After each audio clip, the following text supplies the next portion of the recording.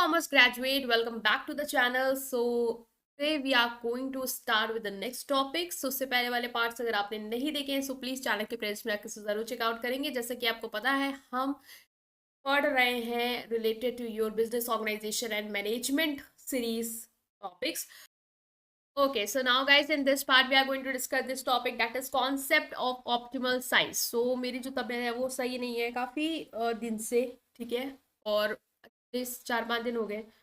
अभी मैंने काफ़ी हिम्मत करके वीडियो आपके लिए शूट करना शुरू किया है. सो आप प्लीज़ इसको सपोर्ट करेंगे और जितना ज़्यादा शेयर कर सकते हैं करिए. पेपर आने वाले हैं, अपने ग्रुप्स पे शेयर करिए और प्लीज़ सब्सक्राइब कीजिए, ठीक है. सो चलिए स्टार्ट कर रहे हैं. Concept of optimal size. की ऑप्टिमल साइज क्या होता है? साइज ऑफ बिजनेस यूनिट हमने इससे पहले पढ़ा, पूरा साइज ऑफ बिजनेस यूनिट पढ़ा इससे पहले, और इससे पहले वाले में हमने कैसे मेजर करेंगे वो भी डिस्कस कर लिया. एज पर एनईपी सारा टॉपिक है. अब आता है ऑप्टिमल साइज क्या होता है. इसमें हम देखेंगे कॉन्सेप्ट क्या है, मीन्स ऑप्टिमल साइज की डेफिनेशन को थोड़ा अंडरस्टैंड करेंगे, मीनिंग को समझेंगे, एंड देन हम मूव करेंगे कुछ इसके कॉन्सेप्ट को लेके पॉइंट्स को. एंड फाइनली आपका एक क्विज टेस्ट होगा, सो उसको दिए बिना आप नहीं जाएंगे, स्कोर लिखेंगे कमेंट सेक्शन में, राइट. ऑप्टिमल साइज का पहले तो मीनिंग समझ लो. Optimal size refers to the most efficient scale at which a business unit or organization operates. Means most efficient scale, सबसे efficient scale जिसमें एक business unit क्या करेगी, ऑपरेट करेगी, where it achieves the best balance between cost and output. ठीक है. At this size, business unit maximize its productivity, minimize its cost and achieve the highest level of productivity and efficiency. देखो, जैसे आपकी कोई production unit है, ठीक है, अब या मान लो आपकी ये बिजनेस यूनिट है. आप क्या करते हो, कुछ मैन्युफैक्चर करते हो, ठीक है, कुछ बनाते हो. मान लो आप बॉक्सेस जो है वो बनाते हो. तो एक टाइम आया कि आपने सोचा कि मैं क्या करूं, मैं मान लो एक दिन में, अभी मैं एक दिन में 1 डे में मैं टोटल 100 बॉक्स ही बना पाता हूँ. ठीक है, मैंने सोचा मैं अपनी प्रोडक्शन कैपेसिटी जो है वो थोड़ा बढ़ाता हूँ, काम करता हूँ. एक मशीन से अभी इतना ही बन पा रहा है, हम 2 मशीन लेके आते हैं. 2 मशीन लेके आ गए हम, ठीक है. 2 मशीन जैसे हम लेके आए, लेबर हमने और बढ़ा दिए. पहले 2 लेबर काम करते थे, हमने 4 लेबर कर दिए. मान लो सब बढ़ाते जा रहे हैं हम. तो क्या हुआ, अब हम एक डे में 200 बॉक्स बनाने लग गए. फिर हमने क्या किया, सोचा कि ये 2 मशीन में इतना बना, चलो 3 मशीन ले आते हैं. 3 मशीन ले आए. फिर हम 250 बॉक्स हम और बढ़ गए, ठीक है. 250 बॉक्स बढ़ गए, 100, 200, 250. फिर एक ऐसा पॉइंट आएगा कि आप एक और मशीन ले आओगे, और उसके बाद क्या होगा, प्रोडक्शन आपको बढ़ेगा नहीं. 250 के बाद से फिर वो नीचे गिरना शुरू होगा. मान लो 200 पे आएगा, फिर वो 200 से 150 पे आएगा. फिर आप सोचोगे कि ऐसा क्यों हो रहा है, प्रोडक्शन तो जैसे जैसे मैं मशीन लेबर बढ़ा रहा हूँ बढ़ना चाहिए था, बट वो क्यों नहीं हो पा रहा है. वो इसलिए नहीं हो पा रहा है क्योंकि जो आपका बेस्ट बैलेंस था, बेस्ट बैलेंस क्या था कि आपने मान लो 3 मशीन लगाई और अब 250 प्रोड्यूस करो, ये आपका बेस्ट था. इससे ऊपर अगर आपने प्रोडक्शन करना की कोशिश की तो आपकी कॉस्ट बढ़ेगी और प्रोडक्शन गिरेगा. क्योंकि क्या होता है ना कि आपकी स्पेस कितना ये भी मैटर करता है. मान लो आपके भाई एक कमरा है, आप उसमें इतनी मशीन ला दी हो, 4 मशीन रख दी आपने बड़ी बड़ी, अब लोगों को मूव करने की जगह नहीं है, जिससे सामान टूट रही है, फूट रही है, मशीन में खराब होती जा रही है, तो कॉस्ट बढ़ रही है आपकी. क्यों? इन सारी चीजों की वजह से. और आपका जो आउटपुट है वो डिक्लाइन होना शुरू किया, क्योंकि आपने जो बेस्ट जितना आप कर सकते थे उस स्पेस का यूटिलाइजेशन या उस जगह से, उस मशीन से लेबर का यूटिलाइजेशन वो आपने अचीव कर लिया. तो ऑप्टिमल साइज वही होता है, वो बेस्ट आपका स्केल होता है. इससे ज्यादा आगे आप नहीं जा सकते. ज्यादा आगे जाना है तो आपको फिर अपना अलग अलग एस्पेक्ट में और भी चीजों को कंट्रोल करना होगा, ठीक है. ये बिजनेस यूनिट का वो साइज होता है जहां पे उसकी प्रोडक्टिविटी सबसे ज्यादा होती है, कॉस्ट सबसे कम होती है, और यहाँ पे वो सबसे ज्यादा प्रॉफिटेबल और एफिशिएंट होता है. द कॉन्सेप्ट क्लोजली रिलेटेड है आपका ideas of economies of scale. ये बिजनेस इकोनॉमिक्स में हमने पढ़ा है इकोनॉमीज ऑफ स्केल, ये बिल्कुल उसी से रिलेटेड है. where the unit cost of production decrease as the scale of operation increase but only up to certain point. Mean जहां पे यूनिट कॉस्ट जो है प्रोडक्शन की, पर यूनिट कॉस्ट की, एक यूनिट बनाने में कितनी कॉस्ट आ रही है, वो क्या होती है, डिक्रीज होती है. कैसे? जैसे जैसे आप ऑपरेशन बढ़ाने लग जाते हो, क्योंकि एक सर्टेन पॉइंट तक बढ़ेगा. जैसे आप 3 मशीन से सिर्फ 250 बॉक्स जो है वो मोस्ट एफिशिएंट है, इतना बना सकते हो. इससे ज्यादा अगर आप जा रहे हो तो फिर आप डिक्लाइन करोगे, ठीक है. तो चलिए अब हम स्टार्ट कर लेते हैं अपने कॉन्सेप्ट ऑफ ऑप्टिमल साइज को. ओके, सो नाउ हम डिस्कस कर लेते हैं इसके कुछ टर्म्स की, या आपके कॉन्सेप्ट को थोड़ा और आगे बढ़ाते हैं. तो कुछ पॉइंट्स याद रखना है आपको. पहला है कॉस्ट मिनिमाइजेशन. जो ऑप्टिमल साइज है वो एक ऐसा पॉइंट है जहां पे बिजनेस यूनिट अपने लोवेस्ट पॉसिबल कॉस्ट पे ऑपरेट करता है per unit of output. Means अब आप एक बॉक्स बना रहे हो तो आपकी अगर कॉस्ट पहले मान लो एक बॉक्स को बनाने की 1 रुपए आ रही थी, फिर आपने जैसे जैसे मशीनें बढ़ाई और 3 मशीन पे आ गए, तो अब उस बॉक्स को बनाने की आपकी कॉस्ट 0.5 रुपीज आ रही है। अब इससे कम नहीं आ सकती, ये लोवेस्ट पॉसिबल कॉस्ट है। इससे आपको कम अगर आप करने की कोशिश कर रहे हैं तो फिर आप नुकसान में जाएंगे।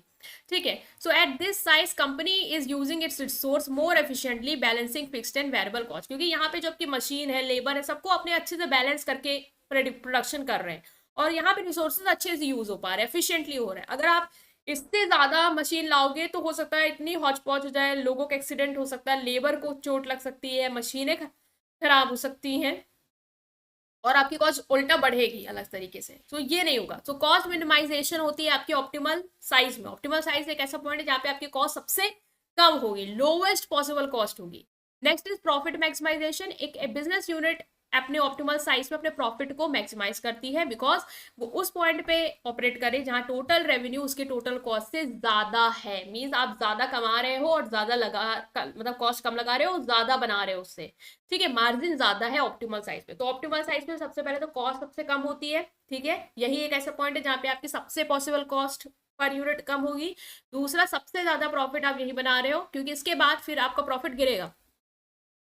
फ्लेक्सिबिलिटी एंड एडॉप्टेबिलिटी, तो ऑप्टिमल गिरेगा कह दो या फिर ब्रेक इवन पॉइंट पे आ जाओगे, ना प्रॉफिट ना लॉस। ठीक है, फ्लेक्सिबिलिटी एंड एडॉप्टेबिलिटी क्या, optimal size should also allow the business unit to remain flexible and responsive to the changes in the market, technology and consumer preference. जो optimal size है वो बिजनेस को इतना तो अलाउ करेगा ही करेगा कि वो फ्लेक्सिबल रहे। मीन्स अगर मान लो मार्केट में कोई चेंज आ गया, टेक्नोलॉजी में कोई चेंज आ गया या कंज्यूमर के प्रेफरेंस में चेंज आ गया, तो वो उसको रिस्पॉन्स कर पाए। ऐसा नहीं कि ऑप्टिमल साइज मीन्स आपको उसे एक जगह रोक दिया है कि इससे ज्यादा नहीं बना सकते हो, बट कुछ टेक्नोलॉजी में चेंजेस आए तो आप उसके थ्रू कुछ नया कर सकते हो। ठीक है, तो आपको बिल्कुल रिस्ट्रिक्ट नहीं करेगा, कुछ ऑप्शंस आपके पास जरूर रहेंगे। A unit that is too large may become sluggish and less able to adopt. लेकिन एक यूनिट जो बहुत बड़ी है उसके लिए अडॉप्ट करना थोड़ा मुश्किल हो सकता है। जल्दी वो भी कर सकती है बट हो सकता है मुश्किल। बट बाकी आपका जो ऑप्टिमल स्केल है वो आपको इस तरीके से रोकता नहीं है कि आप कोई भी चेंजेस आ रहे हैं उसके हिसाब से प्रोडक्शन को एडजस्ट ना कर पाओ, आप कर सकते हो। मार्केट कंडीशन, ऑप्टिमल साइज जो है वो मार्केट डिमांड से, कंपटीशन से और इंडस्ट्री स्टैंडर्ड से भी इन्फ्लुएंस होती है। Business unit must align its size with market condition to remain competitive. Business unit को अपने से किससे मार्केट की कंडीशन को देखते हुए अपने आप को क्या करना है, एडजस्ट करना है, इन्फ्लुएंस करना है या उसके साथ चलते रहना बराबर में, ताकि कॉम्पिटेटिव भी रहो और मार्केट को सेटिस्फाइड भी कर पाओ। कैपेसिटी यूटिलाइजेशन, ऑप्टिमल साइज ये इंश्योर करता है कि बिजनेस यूनिट अपनी कैपेसिटी को फुली यूटिलाइज करे। ठीक है, without over extending resource. Under utilisation of capacity indicate that unit could not operate more efficiently at smaller scale, while over utilisation might suggest a need for expansion. Okay, तो optimal size क्या ensure करता है कि business unit अपनी जो जितनी भी उसकी क्षमता है, ठीक है, उसको पूरी तरीके से यूटिलाइज करे। जितने रिसोर्स है वो जितना ज्यादा प्रोड्यूस कर सकती है, मतलब बिना किसी नुकसान के वो करे। अंडर यूटिलाइजेशन मतलब क्या होता है, आपकी कैपेसिटी तो बहुत है लेकिन आप उसको यूज नहीं कर पा रहे हो। क्यों? क्योंकि मान लो कोई दिक्कत है, रिसोर्स नहीं है या साइज, ये जो भी हो। ओवर यूटिलाइजेशन क्या है, जितनी कैपेसिटी उससे ज्यादा ही यूटिलाइज कर रहे हो। ठीक है, जिसके लिए हो सकता है कि फिर आपका रिसोर्स वेस्ट हो, तो आपको फिर एक्सपेंशन करना पड़ेगा, जगह बढ़ानी पड़ेगी, उसके हिसाब से लेबर मशीन और अरेंज करनी होगी ताकि फिर से आप अपना बेटर यूटिलाइजेशन कर पाओ। Risk management, at optimal size business unit is better position to manage risk such as market fluctuation, economic downturns and operational challenge because it has appropriate scale and resource. Risk management हो जाता है अच्छी तरीके से optimal size में, because business के पास अच्छे खासे रिसोर्स है, रेवेन्यू अच्छा खासा है, तो अगर कोई भी मार्केट में फ्लक्चुएशन आता है या डाउनटर्न आता है तो वो उसको झेल सकता है। Innovation and growth, optimal size ये इनेबल करती है कि बिजनेस में कंटिन्यूस ग्रोथ और इनोवेशन होता रहे। ठीक है, ये अलाउ करती है कि हम इन्वेस्टमेंट करें रिसर्च और डेवलपमेंट में, नए मार्केट को एक्सप्लोर करें और नए नए ऑपरेशन, नए नए अपॉर्चुनिटीज जो आ रही उसको देखें। जिससे क्या होगा कि हम जब इनोवेशन और ग्रोथ की तरफ रहेंगे ना, तो हम और अच्छा या क्या मतलब कम से भी क्या ज्यादा कर सकते हैं। ठीक है, मान लो एक पॉइंट आ गया जाके उसके बाद हमारा कॉस्ट बढ़ रही है, ठीक है, रेवेन्यू गिर रहा है उस पॉइंट के बाद, तो हम ऐसा क्या इनोवेशन कर दे उसी चीज़ों में कि हम और ज़्यादा बेटर रिजल्ट ला पाए। तो उसका रिसर्च करना, डेवलपमेंट, ये सब चीज़ों में भी इन्वेस्टमेंट करते हैं ताकि हम वो बेटर अपॉर्चुनिटीज़ के बारे में मूव ऑन कर पाए। Let's take a quiz test, what does the term optimal size refers to in business context? business context में optimal size क्या होता है? Smallest size of business can operate at, the point at which business minimize its cost and maximize productivity. The maximum size of business can grow to, या point where business profit are lowest. ये है B, that is point at which business maximize its cost, मतलब business की cost जो है वो minimize होती है और प्रोडक्टिविटी या प्रॉफिट ज्यादा होता है. Which of the following closely related the concept of optimal size. अभी हमने कहा था कि इकोनॉमीज ऑफ स्केल जो है वो आपका क्लोजली रिलेटेड है ऑप्टिमल साइज से. ठीक है, एक मिनट. इकोनॉमीज ऑफ स्केल और डिस इकोनॉमीज ऑफ स्केल दोनों, क्योंकि एक पॉइंट के बाद अगर आपने चीज़ों को कंट्रोल नहीं किया तो आपका जो प्रोडक्शन है मतलब बढ़ाते जा रहे हो तो कॉस्ट बढ़ना भी शुरू हो जाएगी और प्रॉफिट डिक्लाइन भी होगा. तो बोथ ए एंड बी हो जाएगा. ठीक है, चलो नेक्स्ट में मूव करते हैं. What happens to the unit cost of production where business reaches its optimal size. Unit cost of production के साथ क्या होता है जब बिजनेस अपने ऑप्टिमल साइज तक आ जाती है? यूनिट कॉस्ट इंक्रीज होती है, यूनिट कॉस्ट डिक्रीज होती है, यूनिट कॉस्ट कांस्टेंट रहती है, या यूनिट कॉस्ट डिक्रीज करती है एंड देन स्टेबलाइज. तो आपको देखो पता है ऑप्टिमल साइज पे जब आप आते हो यूनिट कॉस्ट पहले तो आपकी डिक्रीज करती है. आपको पता है ऑप्टिमल साइज पे आ गए तो मतलब यहाँ पे सबसे ज्यादा कम कॉस्ट होगी, सबसे ज्यादा प्रॉफिट होगा. तो उसके बाद भी अगर आप प्रोडक्शन करते हो, ठीक है, तो एक ब्रेक इवन आएगा आपका. ब्रेक इवन मतलब ना प्रॉफिट ना लॉस. उसके बाद आप डिक्लाइन होना शुरू करोगे. तो पहले यूनिट कॉस्ट डिक्रीज होगी फिर स्टेबलाइज हो जाएगी. Which factor is not a key aspect of determining the optimal size of business? Optimal size of business को determine करने का कौन सा key aspect नहीं है? Cost minimization, market share expansion, flexibility, adaptability and risk management. So optimal size of business को determine करने के लिए कौन सा key aspect नहीं है? Cost minimization है, market share expansion आपने देखा अभी, इसके बारे में पढ़ा नहीं.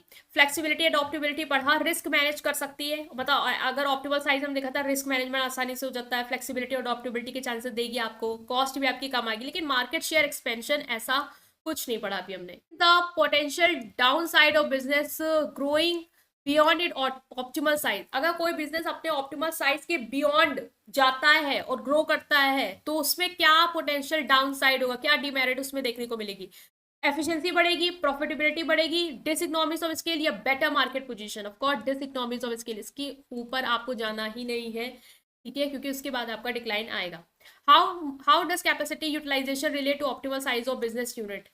It has no relation. Optimal size is achieved when capacity utilization is maximized. Optimal size is achieved when capacity utilization is minimized. या it only relate to the size of physical resource. आपको पता है जब भी capacity utilisation की बात करी जाए तो ऑप्टिमल साइज में आपका बेस्ट या मैक्सिमम कैपेसिटी यूटिलाइज होती है. So optimal size is achieve when capacity utilization is maximum. So B हो जाएगा आपका.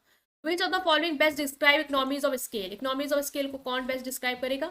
The increase in total cost as production decrease, the decrease in unit cost as the production increase up to certain point, the loss of efficiency या increase in unit cost as production increase. So ये है कि आपकी cost जो है वो economies of scale में decrease होती है, cost decrease होती है जिससे जैसे आप production increase करते हो एक certain point तक.